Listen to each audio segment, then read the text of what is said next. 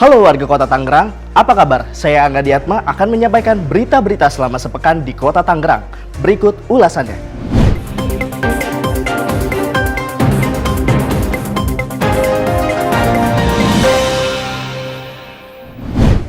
Berita pertama, Dinas Pendidikan telah memberlakukan pembelajaran tatap muka terbatas untuk siswa kelas 6 SD dan 9 SMP dengan kapasitas 50%. Seminggu berlangsung, PTM terbatas dinyatakan aman dan selanjutnya akan diikuti siswa kelas 5 SD dan 8 SMP. PTM terbatas dilakukan dengan hati-hati dan menerapkan protokol kesehatan yang ketat. Selain itu, demi keamanan walau sudah di PPKM level 2, Dindik akan tetap melakukan evaluasi secara berkala. Untuk Dinas Pendidikan, ya, pemerintah Kota Tangerang ini membagi beberapa tahap. Tahap pertama ini di tanggal 7 ini adalah untuk kelas 6 bagi anak-anak SD, dan nanti di SMP-nya adalah anak-anak kelas 9. Minggu depan tahap kedua itu ada anak SMP kelas 1 dan 2 atau kelas 7, 8, sedangkan untuk anak SD adalah kelas 4 dan 5. Ini kan kebetulan nih harusnya nih agenda kalau kita terkait BJJ ini sebetulnya sudah masuk kepada tryout Helmi ya, termasuk anak-anak juga PTS. Tapi karena ini di awal, di tanggal 7 ini di awal kelas 6, maka kita undur minggu depan adalah sudah melaksanakan tryout. Dan nanti anak-anak yang kelas 5-4 termasuk semuanya itu akan melaksanakan pembelajaran terkait dengan penilaian tengah semester. Berita kedua, Dinas Kesehatan menjalin kerjasama dengan Badan Pembangunan Internasional Amerika atau USAID untuk meningkatkan kualitas pelayanan kesehatan ibu dan bayi baru lahir di Kota Tangerang. Kerjasama tersebut dikukuhkan lewat penggalangan komitmen lintas sektor serta launching program Momentum Private Health Care Delivery atau MPHD.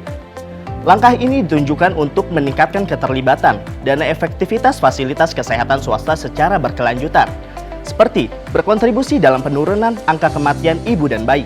Ya, hari ini alhamdulillah kita ada kegiatan penggalangan komitmen lintas sektor dan peluncuran program MPHD ya, yang diinisiasi dari kerjasama antara USAID dan pemerintah Kota Tangerang melalui Dinas Kesehatan Kota Tangerang. Jadi program ini untuk membantu menurunkan angka kematian ibu dan bayi yang melibatkan Vaskes atau fasilitas kesehatan swasta, rumah sakit swasta di Kota Tangerang.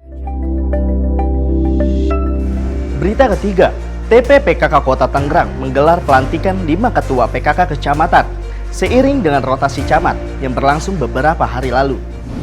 Terlepas dari 10 program pokok PKK, dalam pelantikan ini penurunan angka stunting masih menjadi fokus utama dalam kinerja PKK Kota Tangerang. Diharapkan lewat 5 ketua PKK baru dapat lebih bersinergi dengan pemerintah Kota Tangerang dalam pemaksimalan program ke masyarakat. Ya, hanya berpindah di rotasi, ada yang baru. Tapi kalau saya lihat yang baru ini orang-orang lama PKK juga. Jadi ya harapan saya Bu Camat yang berpindah, yang baru, saya harap bisa menyesuaikan diri dengan wilayahnya. Dan saya harap langsung bisa turun ke masyarakat, karena namanya Ibu Camat itu kan harus bisa membaca wilayahnya tuh seperti apa, masyarakatnya seperti apa, agar gimana program-program kita nih, program PKK, program pemerintah bisa masuk ke masyarakat di sekitar mereka gitu. Berita keempat, Pemkot Tangerang telah membuka kembali Stadion Benteng Ribon dan Alun-Alun Ahmad Yani untuk aktivitas masyarakat berolahraga. Stadion Benteng Ribon dan Alun-Alun Ahmad Yani saat ini dibuka dengan kapasitas 75%. Namun, untuk Stadion Benteng Ribon hanya halaman luarnya saja yang bisa digunakan, sedangkan area dalam masih dalam tahap perbaikan. Sedangkan Alun-Alun Ahmad Yani sudah bisa dinikmati secara keseluruhan, namun harus tetap menerapkan protokol kesehatan. Sesuai arahan Bapak Wali Kota Tangerang, dengan level kita sekarang turun menjadi level 2, sesuai dengan instruksi Menteri Dalam Negeri, kita sudah bisa membuka beberapa sarana olahraga, termasuk sarana yang ada di lapangan Ahmad Yani. Namun kita masih atur pagi dari jam 6 sampai jam 9, pukul 3 sore sampai jam 6 sore. Tapi dengan protokol kesehatan, maksudnya masuk harus scan barcode Peduli Lindungi. Bila mana itu belum vaksin, mohon maaf kita tidak bisa memfasilitasi sarana olahraga tersebut. Berita kelima, Dinas Ketenagakerjaan melaksanakan sosialisasi dengan perhotelan terkait kerjasama penempatan SDM alumni Balai Latihan Kerja milik Disnaker. Diketahui BLK milik Disnaker memiliki program pelatihan mulai dari tata boga, perhotelan, maintenance AC, komputer, dan lainnya. Sebagai tahap awal, ada 15 hotel yang sepakat bekerja sama, dan secara otomatis para alumni BLK akan diserap oleh hotel tersebut, namun tetap melewati proses magang terlebih dahulu. Hari ini pun kita mengumpulkan para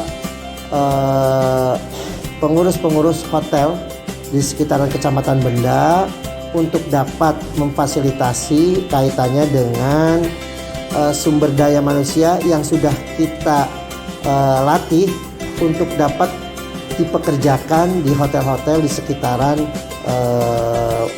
Kecamatan Benda. Karena kita tahu potensi-potensi hotel yang ada di seluruh Kecamatan Benda itu sangat banyak. Itu dia beberapa berita sepekan di Kota Tangerang. Terus saksikan berita lainnya hanya di YouTube channel Kota Tangerang. Sampai jumpa di berita sepekan minggu depan.